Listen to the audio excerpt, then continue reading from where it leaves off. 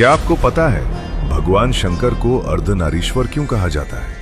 आखिर ऐसा क्या हुआ था कि भगवान शिव को आधा पुरुष और आधी स्त्री बनना पड़ा? कहते हैं महर्षि भृंगी भगवान शिव के ऐसे भक्त थे जो पूरे ब्रह्मांड में सिर्फ एक ही देवता को मानते थे, महादेव। उनकी भक्ति इतनी प्रबल थी कि वे शिव के अलावा किसी और को प्रणाम तक नहीं करते थे। यहाँ तक कि जब भी भगवान शिव और माता पार्वती साथ विराजमान होते, तब भी भृंगी सिर्फ शिवजी की परिक्रमा करते और माता पार्वती को अनदेखा कर देते। शुरुआत में माता पार्वती मुस्कुराती रही, लेकिन धीरे धीरे उन्हें एहसास हुआ कि भृंगी सिर्फ उन्हें नहीं बल्कि शक्ति के महत्व को ही नकार रहे हैं।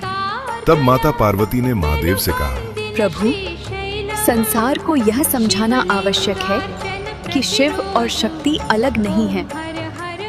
महादेव मुस्कुराए और अगले ही क्षण कुछ ऐसा हुआ जिसने स्वयं भृंगी को भी स्तब्ध कर दिया।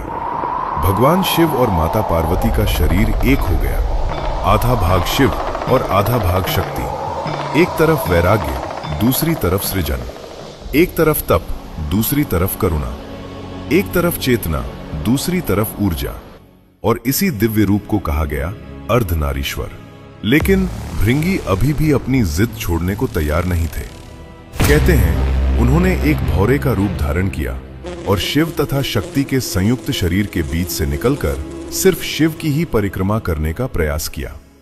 तब माता पार्वती ने उन्हें श्राप दिया, ऋषि भृंगी, तुमने केवल मेरा नहीं, स्वयं शक्ति के अस्तित्व का अपमान किया है।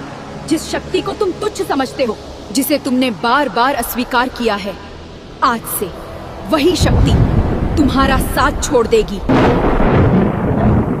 और जिस क्षण शक्ति तुम्हें त्याग देगी, उस क्षण तुम्हें ज्ञात होगा कि बिना शक्ति के सिर्फ शरीर बचता है, जीवन नहीं। स्मरण रखो भृंगी, शिव और शक्ति को अलग देखने वाला स्वयं अपने अस्तित्व को खंडित कर देता है। और अगले ही क्षण भृंगी के शरीर से रक्त, मांस और ऊर्जा समाप्त हो गई। वे सिर्फ हड्डियों का ढांचा बनकर रह गए।